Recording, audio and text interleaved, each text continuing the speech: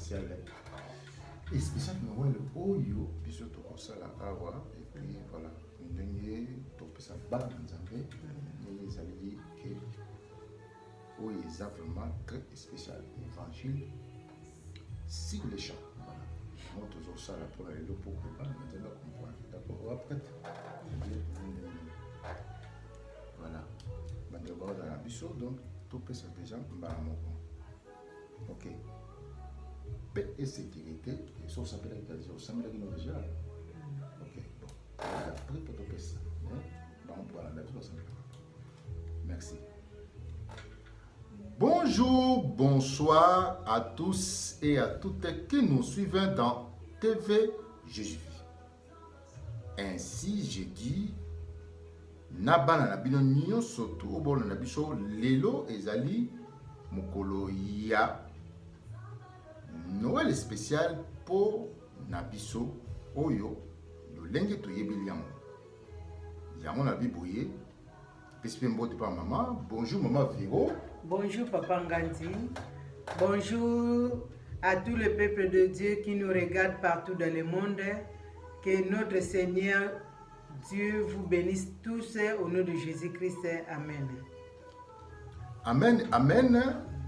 Yango Lelo Oyo, aujourd'hui nous sommes là vraiment pour honorer qui est l'objet du Seigneur, la naissance de Jésus de la foi.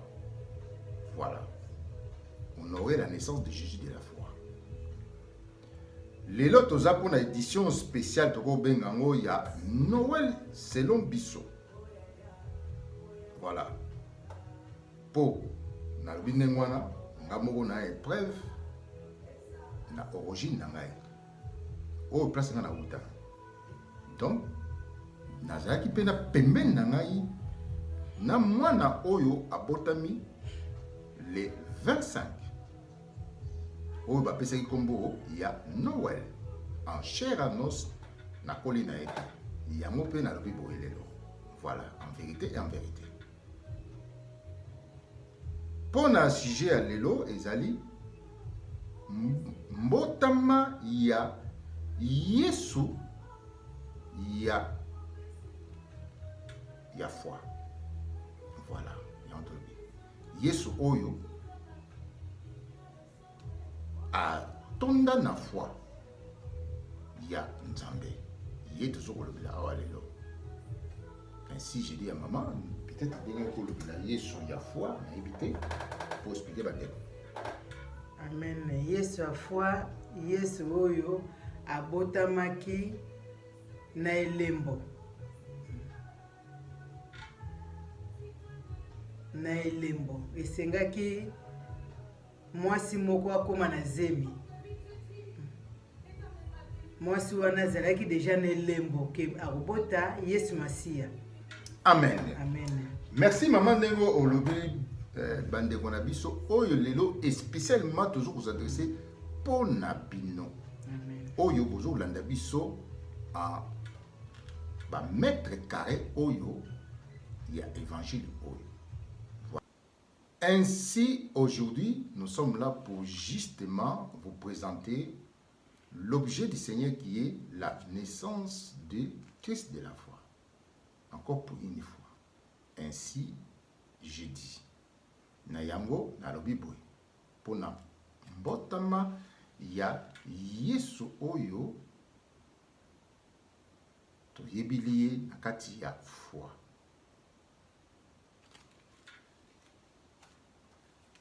Jésus de la foi, voilà, ou Christ de la foi. Yemutu toujours lobida en réalité et en vérité. Emmanuel, qui veut dire Dieu avec lui.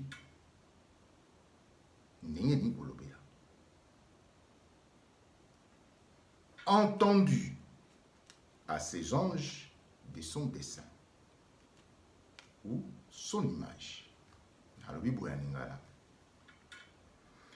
Yesu oto monagate. Donc, que par la foi. Yesu oyo Nzambe atondisi foi oyo ya ye atondisi foi atondisi kolinga ya Nzambe. Voilà, yango na lingala siko eza na français foi o batondisi kolinga Nzambe,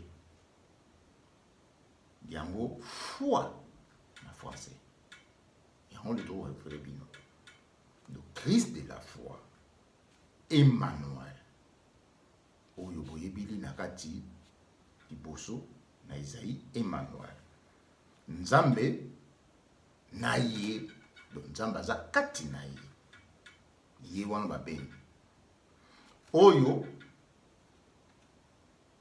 batu ya lolenge oyo batambolaka lokola ye na kati ya Esprit de Dieu, ye nete bazelaka po amanifeste na kati ya vi na bango ye Emmanuel.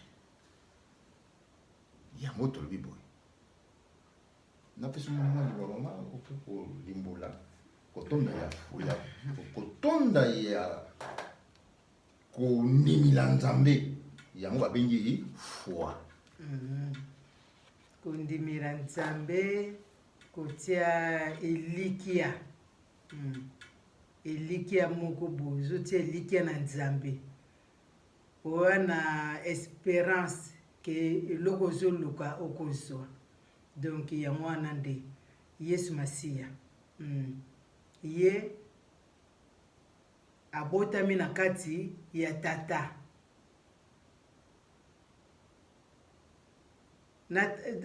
abotami na kati ya tata ndenge pe ba prophète tango babane kozela mwana Nzambe abotama.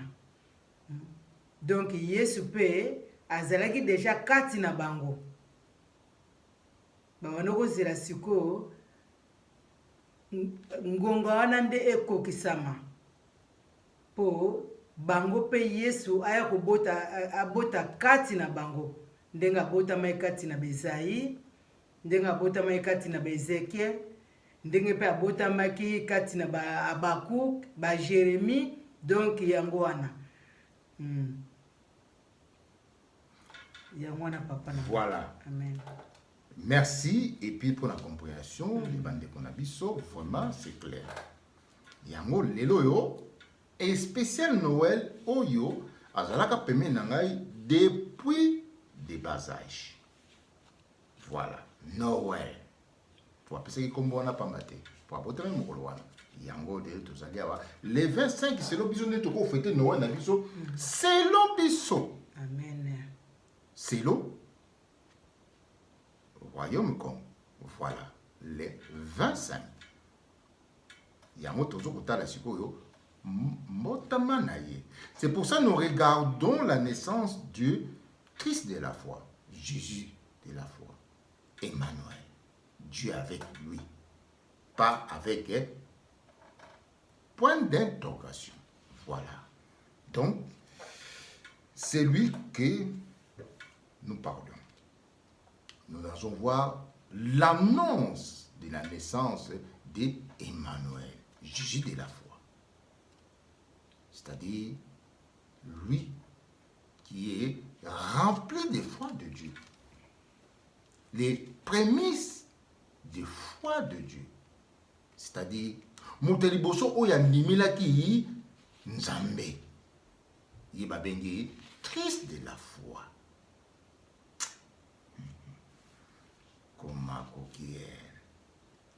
Ésaïe 7, 14-16. Amen. On va lire dans le livre d'Ésaïe 7, 14 à 16. Nous dit ceci. Aussi bien le Seigneur vous donnera-t-il lui-même un signe. Voici que la jeune femme est enceinte et enfante un fils, et elle lui donnera le nom d'Emmanuel. De crème et de miel il se nourrira, sachant rejeter le mal et choisir le bien. Avant même que l'enfant sache rejeter le mal et choisis le bien, elle sera abandonnée la terre dont tu crains les des rois. Amen. Amen. Amen. C'est-à-dire, aussitôt, le Seigneur Dieu donnera un signe qui est une femme sera enceinte. Donc, une femme qui sera grosse pour enfanter un enfant, pour mettre au monde un enfant. Voilà. Et cet enfant, dans sa naissance, sera nourri de miel et de crème, c'est-à-dire des choses comme le miel, des choses douces, comme tout enfant qui vient naître dans le royaume de Kong, il mange des choses douces au lieu des choses dures. Voilà. C'est-à-dire, en bref, vous les mamans, vous le connaissez, lorsqu'un enfant qui est né, on ne le fait pas manger des chikwanga. Donc on le fait manger des choses douces. Donc, on est clair. Ok, d'accord. Donc, c'est pour cela. Et le miel, et du lait, c'est-à-dire des boissons légers, adaptées pour l'organe de l'enfant. Voilà. Nalobi boya lingala. Ye moko nzambe akopesa bino signe. Akopesa bino elembo. Yango. Ok. Voilà, parce que on revient sur nos pas. Voilà. Na yango, mwasi moko akozala na zemi. C'est-à-dire, mwasi moko akozala kozela akokoma na zemi. Na mukumba. Voilà. Merci maman. Et mwana wana kobotama wana bakolesa biloko moko oyo ya pete ya makasi te na croissance na ye nyonso tutanga banda kokola ti tanga kokola. Et puis tanga banda kokola na biloko banda kolesa ye abanda kondima biloko oyo ya malamu. Tanga kokola abanda kosala makambo moko oyo ya malamu. Motema na ye bana kondima biloko moko ya malamu. Oyo ya mabe abanda kozongisa ngo libanda. Qui veut dire abanda ko rejeter ou kobwakisa voilà point ndenge wana. Abanda kobenga na biloko ya mabe. C'est-à-dire oyili makambo moko songolo oyo ya mabe na kati ya motema na ye ekobenga nango ekokota te. Na kati ya motema na ye ebala kobenga na biloko ya mabe, ebala kondimaka biloko ya malamu. To motema na ye ebala kondimaka biloko ya malamu, pas selon sa volonté mais selon la volonté du cœur qui contient ce qu'il est né avec. Et vous en a posa ya mututé, vous en a posa na ye mokoté, mais vous en a posa na oyo ye abotami na kati ya motema. Donc abotami na eloko moko na kati ya motema na ye. Abotami na Esprit Saint, na sagesse. Donc mabenyo surtout makamunyo surtout o eza ya sagesse te motema ne bana ko rejetam. Nyo surtout o ya vité motema ne bana ko rejetam. L'Esprit Saint e bana ko rejeter oyo ya yete. Oya mokili en bref, oya mokili bana ko rejetam. Donc sauf oyo ya vie. Oyo ye motema ne ko kondima. les restes dehors. Yé toujours kolobela. Et puis, nakacha mokili ope, bazali, ou babengi ba dessin na ye, ou bazali lokola ye. Ba botamaka pe, ne loko, o ya botami nango. Yango toujours koloba, ah, Christ de la foi. Voilà. Donc,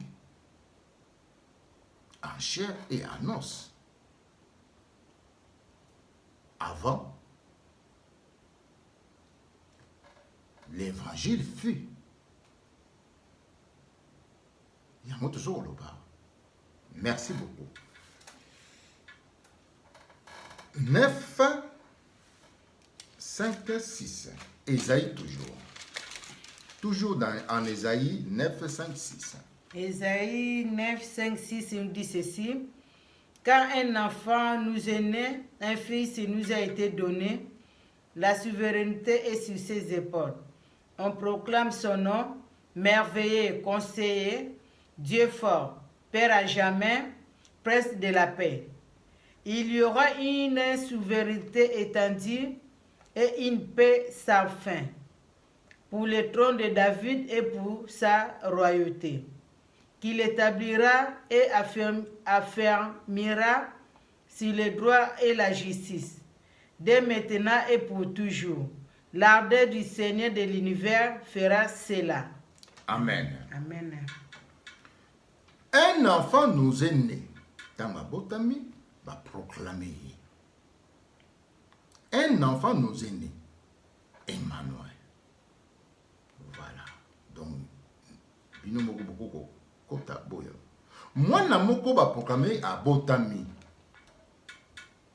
Et que ça lokola va proclamer nakati ya Gugumesi ya Gombe. Va proclamer mwana moko wa auto botama. Emmanuel. Voilà. Bon monde. Voilà. Dieu merci na sengonyo surtout na toni nango na moni oyo nga na bako espérer que ezala honoré et lelo ba honoré ngo. Hôpital ya mama ye. Vraiment la toni sengo mingi. Merci. Na nyoso to ça. Voilà. Ezala esengo. C'est la source de la vie. De beaucoup. Voilà. Ainsi, je dis que et les secrets de Dieu. Emmanuel. Yenda zali secret ya Nzambe. Amen. Voilà. Secret musu c'est ça. Oh, nana secret. Yende secret. Nyo surtout ezapana ye. Donc ça y est, Mayamale. L'autre est là. Voilà. Maman, on le dit. Pour l'andeko, pour l'andeko, directement où il y a biso pour réserver. Non, on a bien de yango. Si papa ndenge tokotel sa bango eza bongo parce que ba prophète na biso bazwaki déjà signe que moi si moko akoma na zemi aya kobota mwana na baopesa kombo Emmanuel bazalaki déjà na lembo wana babanda kozela promesse wana que mwana na soka abotami il se nourrira de crème et de miel. Donc on lève beaucoup moko douce, ba crème, ba miel. Oui, ça là ka soko po zo liango ko sala bien. Au mona ngo douce. Ya o mwana akole nango. Po estomac nezana muke ba opese biloko ya kilote. Donc ndenge Yesu masi akolaki. Donc akoli na biloko wana ba biloko wana o eza kitoko. Ya wana pe akoli nango na kokola nango déjà motema na ye yebaki déjà ko choisir oya malamu ayebaki déjà ko boya ya mabe zalaki musika na ye yamba zo kotalisa biso choisir le bien et rejeter le mal. Effectivement. Akolaki au milieu ba sage. Amen. Donc basali bakolesa biloko malamu banolesi biloko malamu lokola kaka mpe nde nakola nango akolaki na basage banolesa ye banokozwa soin na ye banokolesa biloko moka malamu mpo bayebaki mwana na botami na esprit de la sagesse parce que ye abotami avec la sagesse abotami avec l'esprit de Dieu basage dans milieu des sages ya banyama te non abotami po nyama vraiment azamba biloko malamu yango wana batalisi biso nyonso te wana eza fausseté nde touti kotala dernièrement nyonso te wana ayaki fausseté nzambe na biso oyo asali mokili na ye parce que soki mpe ezalaki bongo biso mpe mbele tobotamaka ndenge ye abotamaki si c'était le cas c'est ça le problème donc c'est là où mutu na mutu atia mayele na ye parce que biso tozali dessin ya nzambe tozali image ya nzambe ya Jésus Christ soki ye abotamaki bongo biso mpe esengeli mpe tobotama ndenge wana. Donc moi je pense que tous ces élèves ba fausseté ba bungisa biso alors que vérité ya onde papa yeli biso mon pona hotel sa bino ke abotamaki na esprit de la sagesse et de l'esprit de Dieu. Pour moi abotami na molimo wana a rejeter kaka tout ce qui est mal. Donc a yambaka kaka o ezali malamu mon yangwana.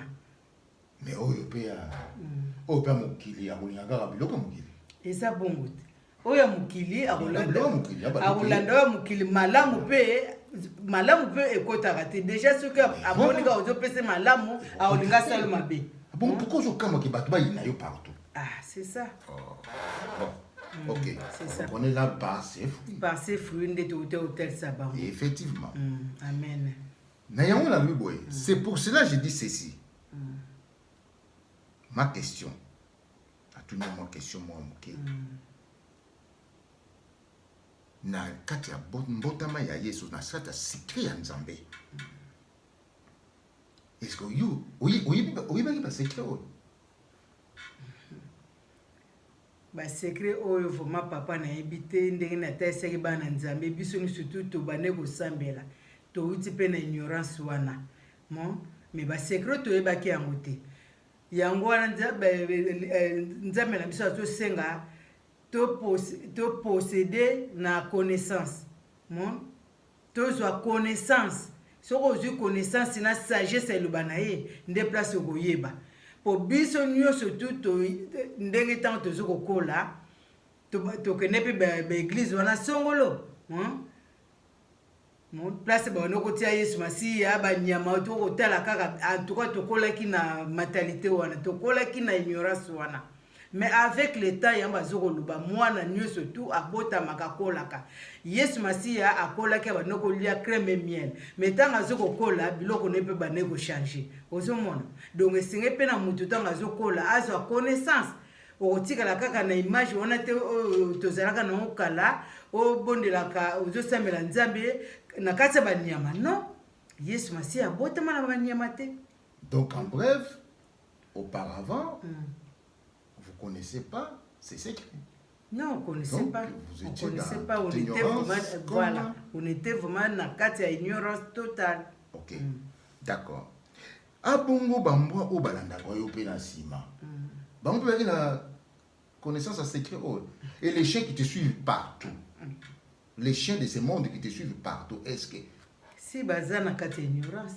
Ils ne connaissent pas ces secrets? Non, non, ils connaissent pas. Donc on te suit. Mais bakozwango pe ndenge nini parce que balobi mutu akozwango oyo abotami oyo Yesu Masiya abotami kati na ye. Est-ce bango Yesu Masiya abotami kati na bango? Point d'interrogation. C'est ça papa. Est-ce que d'abord donc tous ces gens qui ne connaissent pas les secrets de Dieu, donc on peut les appeler des chungura. Donc on a Angola. Donc baza ba chungura ba ibi na bango ba secret mboka te. Po ba yi on ke tata mususu na maman mususu abokoli bango. Ba ju koti ma tata wana mama wana. et babandi koplike na kati ya mboka bakovivre nango. Donc tobengi bango bashongoa na kati ya mboka na biso bonzambe, tobengi bango bashongoa na yango wana sikoyo po bazovivre na bakutime ya bato mosusu na kati ya mboka, na kati ya ndako ya tata na mama.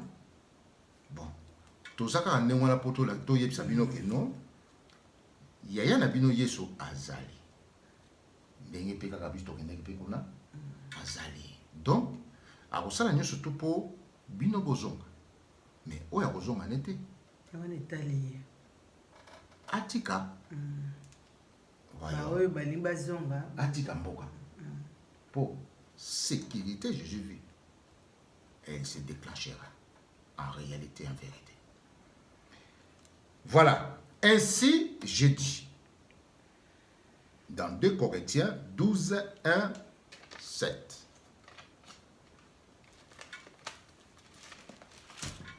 Deux Corinthiens 12, 1, 7 nous dit ceci au nom de Jésus-Christ. Faut-il faire les fiers? Faut-il faire les fiers? C'est bien inutile. Pourtant, j'en viendrai aux visions de révélation du Seigneur. Je connais un homme en Christ qui, voici 14 ans, était dans son corps. Je ne sais, était hors de son corps. Je ne sais, Dieu le sait, cet homme l'a fut enlevé jusqu'au 3e ciel. Et je sais, cet homme était dans son corps, était sans son corps. Je ne sais, Dieu le sait.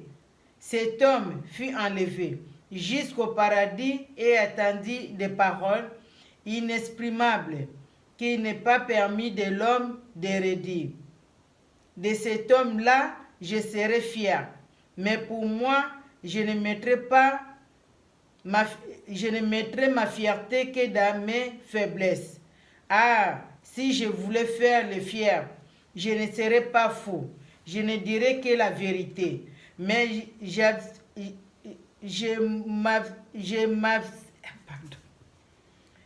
je m'abstiens pour qu'on n'ait pas sur mon compte une opinion supérieure à ce qu'on voit de moi ou à ce qu'on m'entend dire. Et parce que ces révélations étaient extraordinaires pour m'éviter tout orgueil, il a été mis une écharde dans ma chair, un ange de Satan chargé de me frapper pour m'éviter tout orgueil. Amen. Ainsi, je veux dire, en bref, je serais-il fier personnellement? Non. Pour avoir connu le Seigneur? Non. C'est lui, je vais me orgueiller. Et est-ce que ngai nakozala fierté na ndenge na yebi nzambe? Non. Personnellement, non. Mais nakozala fier na mutu oyo aza na ba secret ya nzambe. Po ngai naza na mote. Donc nakozala ngo fierté yango alobi awa. Ndenge kaka mokili kino nazokumisa mutu songolo mpona moni ke aza na bavaler mobo nazokumisa mutu songolo. Yango Yesu alobaki. Le prophète est mal venu au milieu de ses frères. Voilà. Donc plutôt que kumisa na bango ki teke yango to monaka. Voilà. Donc ayebi mutu moko oyo akenda au-delà des cieux. Donc c'est-à-dire les cieux plus profonds. Qui veut dire, quand on parle des cieux plus profonds, donc profondeur est égal profondeur et l'oko nyo surtout l'oko là c'est ya mai ndenge mpe likolo nango mpe.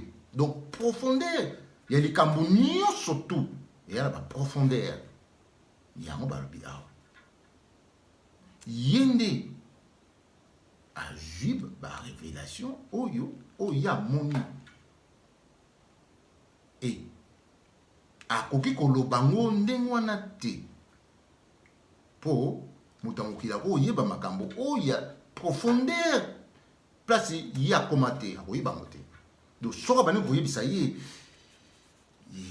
ça peut pas ekoka te. Donc yango akoluka bamoyen nyonso to adapté na moto wana malembe malembe mpo approche ye ti akoma yango balobi ya. Alors yango alobi bo moto wana po biso nyonso toyebi moto moko te na nzoto oyo akokende na likolo, moto moko te oyo akokoma ange mbala moko akei na nzoto oyo. nayebi te soko science nini ekotombola moto akei nango ntina likolo. Moto moko te, corps moko te. Yanga pose question, est-ce que moto wana akendeki na likolo azalaki na kati ya nzoto na ye ou azalaki libanda ya nzoto na ye? Po so aki na kati ya nzoto na ye akende do fakende na nzoto. Donc nzoto eza impossible ekende likolo. Donc pas à libanda nzoto lokola moto akufa akei. Yango toujours kolobela awa. Na yango sikoyo ke vraiment pour que mutu wana o azuzo ba révélation o fausse o azuzo ba révélation o pour que azana orgueil te ye moko na nzoto na ye, alors un ange de Satan fut chargé pour les frapper. C'est-à-dire Nzambe a livré le pouvoir à Satan. Ange de Satan, qui veut dire moi na Satan. Pour Satan, bota moi na ye, et puis moi n'a pas commis tata, et puis a commis tata ya Satan. Voilà. Un ange de Satan fut chargé pour les frapper dans sa vie, en chair et en os, à frapper. Quand on parle de frappe, viendra les frappes. Ce n'est pas que les frappes, ce n'est pas les frappes que vous connaissez avec les pouces des mains, non. On peut te frapper avec la mort, on peut te frapper avec des esprits mauvais. On te frappe vraiment. C'est comme quelqu'un qu'on a frappé. Et qui perd tous les sens de la vie. Voilà, c'est ça qu'on dit des frappes. Il y a plusieurs frappes. On peut te frapper par la famine aussi. En t'a privant la vie, on te frappe. Bon, ça viendra. Ainsi que je parle pour cet homme-là qu'il est en train de dire. Voilà. Qui peut-il connaître les secrets de Dieu? Point d'interrogation. On se prétend connaître, mais loin des réalités. Car toute divinité est opposée. Ils font la guerre par ces anges. Donc dans la vie, tout ce qu'on voit, il y a une partie qu'on ne les voit pas, mais qu'on les vit. Mais on ne les voit pas avec les yeux, mais on les vit. Les vents frappent, mais on ne l'a pas vu. Voilà. Des sinistres sont frappés par quoi? Par les vents, par la pluie. Bon, ok. Ainsi je dis, Jésus de la foi, tel que nous sommes en train de vous parler. C'est Jésus qui est prémisse de Jésus. C'est-à-dire, na lingala, Yesu aliboso. Oyo, ayana mokili. Voilà. Parmi les hommes, il est toujours là-bas.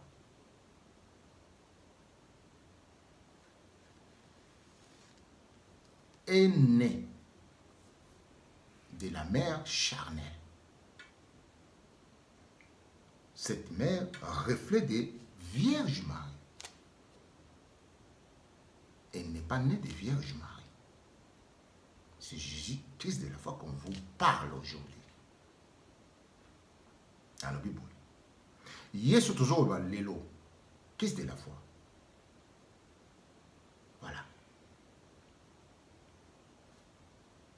Abotama na mama moko ya mosu. Voilà, il reflète. Il y a Vierge Marie. Donc, à sa Vierge Marie, toutes les divinités se ressemblent.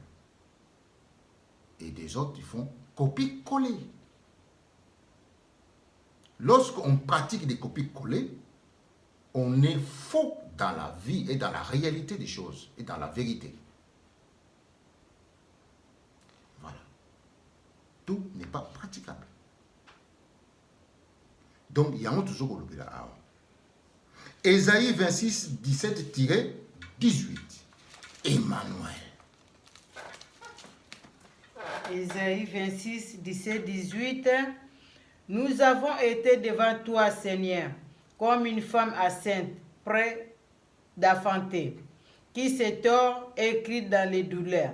Nous avons conçu, nous avons été dans les douleurs, mais c'est comme si nous avions enfanté du vent. Nous n'apportons pas le salut à la terre, ni au monde de nouveaux habitants. Emmanuel, Christ de la foi. Voilà. Ainsi j'ai dit. Nous étions comme une femme enceinte qui est en train d'espérer un enfant. C'est-à-dire, tozalaki lokola mwasi devant Nzambe. Ngai tenzo koloba mobali. Nazalaki lokola mwasi devant Nzambe.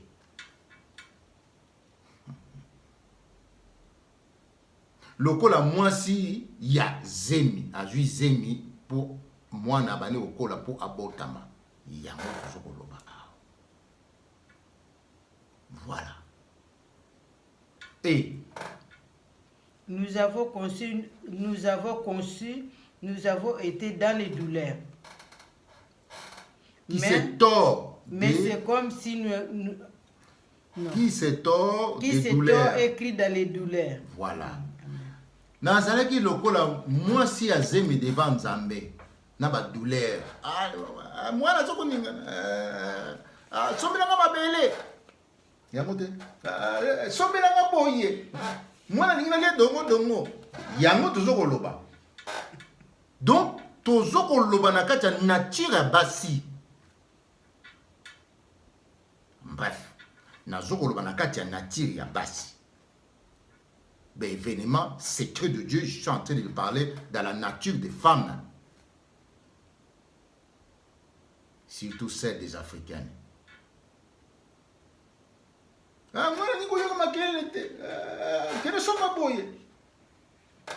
N'est-ce pas?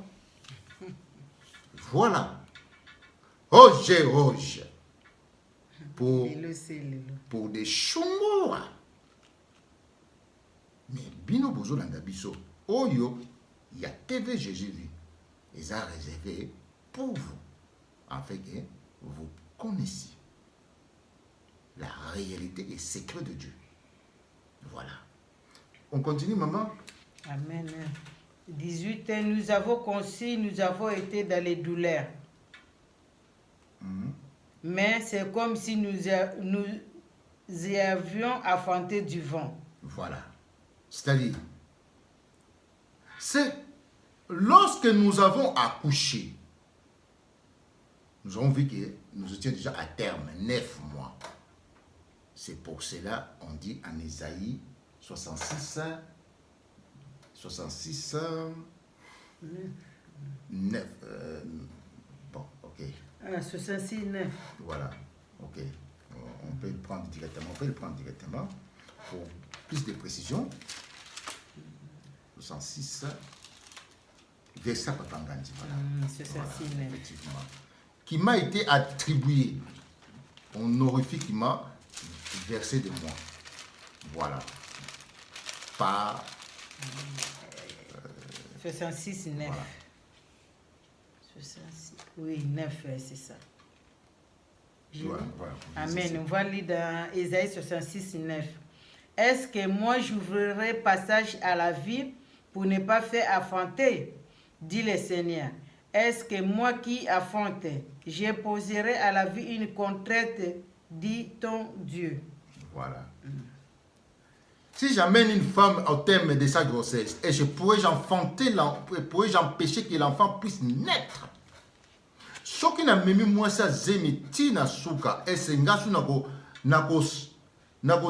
zala susu kadia pemba pona kanga mwana na botamate. Point d'interrogation.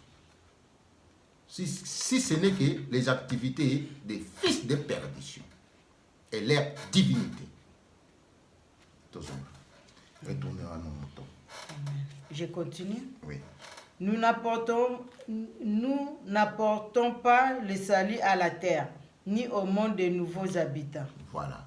Lorsque nous avons enfanté l'enfant, nous avons senti comme nous avons rien donc comme nous avons senti, nous avons rien porté. C'est comme du vent. Et ça, c'est comme vous les femmes, vous allez accoucher, vous êtes en douleur, vous êtes en train de coucher, et que vous accouchez, mais vous accouchez du vent. Mais vous savez qu'effectivement, il y a un enfant qui était là. Mais en le voyant comme ça, vous ne voyez pas. Oh. Mais si j'ai couché, mais où est l'enfant? Mais je ne le vois pas. Mais tu étais dans les douleurs. Voilà. C'est ça qu'on parle ici.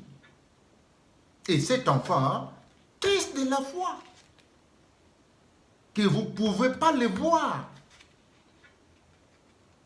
Voilà. Mais il est là. C'est ça qu'on vous parle. Que par la foi. Mais sa mère, elle était dans son ventre. Il a bien couché. Mais dans le monde, ils peuvent le voir. Secret de Dieu. Qui l'a connu? On continue, maman? Non, c'est bon. Voilà. Ainsi... Ni au monde de nouveaux habitants, c'est bon. Voilà. Ainsi qu'on peut vous démontrer la naissance de Christ de la foi. Voilà. Dans l'air des saints, qui est la mère.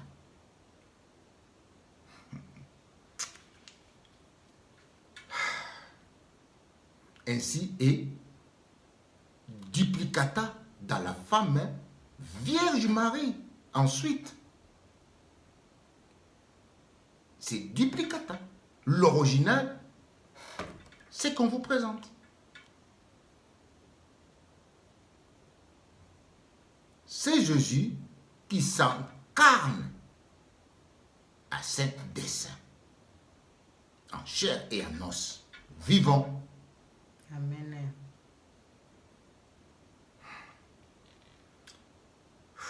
C'est chaud. La parole accomplie. La parole contemplée. Ainsi je dis. Les enfants asseilleront pour manger comme aujourd'hui. Noël. Pour manger et boire. Ensuite, s'élever pour danser. Se divertir. Ensuite, pour rien. Nalobaki ke comme ça. Je vous avais dit que je vous franchirai dans cette parole digne de foi pour c'est de moi. Voilà. C'est que celui qui est de moi me reconnaît. Celui qui n'est pas de moi ne me reconnaît pas. Voilà. ceux qui sont conduits par l'Esprit sont des véritables enfants de Dieu et non des copies-collées. Nous tous, nous se recensons dans cet esprit. Ndeko na yo mulimo moko. Soka mona osepela te? Si ya osepela. Ngape osepela na epoto ya mulimo moko. Ainsi, je dis, est le secret de Dieu. L'incarnation de Dieu. Christ est la foi. Voilà.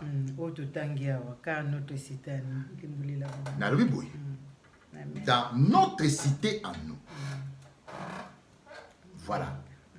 Notre cité en nous est dans le ciel. C'est-à-dire, notre demeure eza na kati na biso.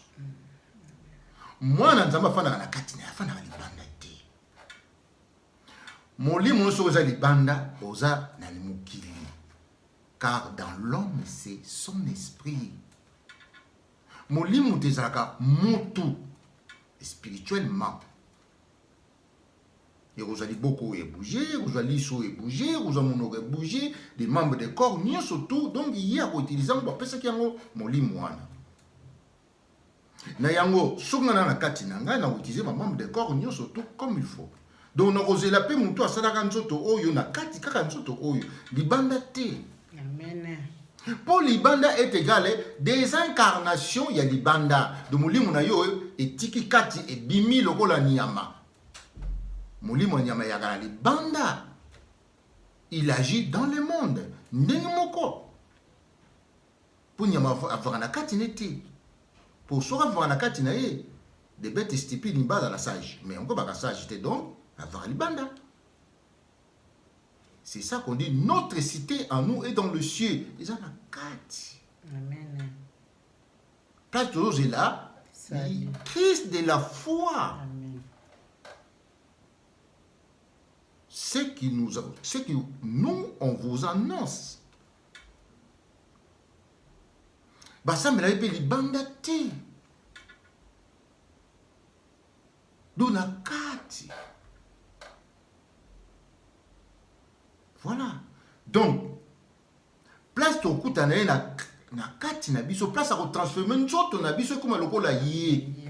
Donc, nzoto oya Yesu. Yesu nzoto ne comme lokola ya Yesu.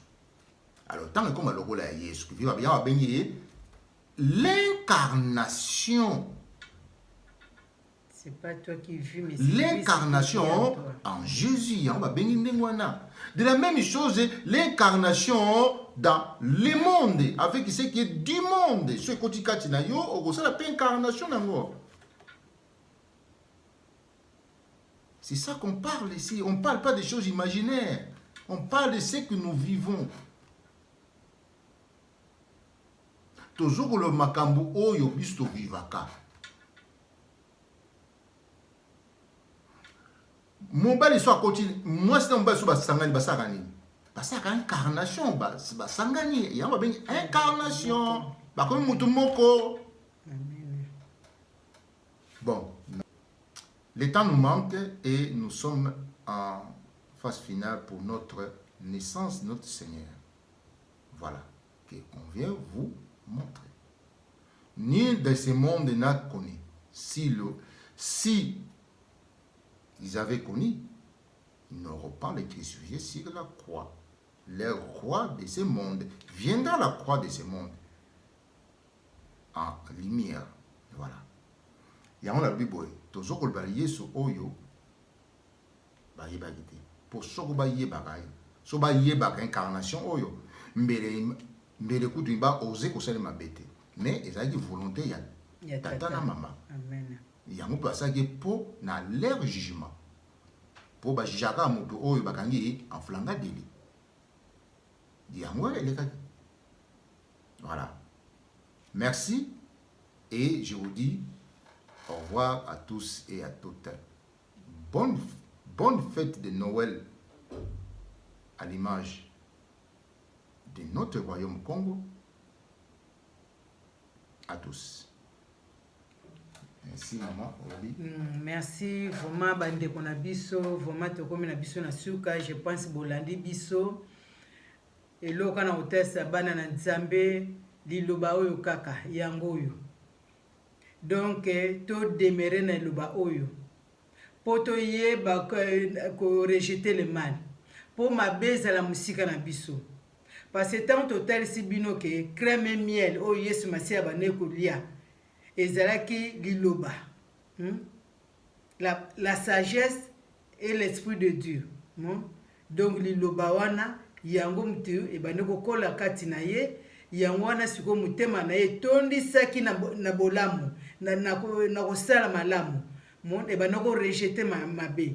Donc sengeli biso pe tozala vraiment moderne na ye pona kotalisa ete oui bonzambe lelo tozotanga Bible mais biso pe onu surtout tokolaki toyaki na Bible ote mais senge na mutu abatela nzete oyo o sagesse tango akelaki biso alona nzete wana kati na mutema moko na moko esprit de Dieu ezalaka kati na via na kati ya via bana na ye moko na moko ozala nani molimo na Nzambe eza na kati ya mutu nyonso molimo na Nzambe wana na sagesse wana même ata ndenge toyaki na eloba oyo te me tobana kokola na bolingo ya kolinga ndeko na ngai bolingo approche na ngai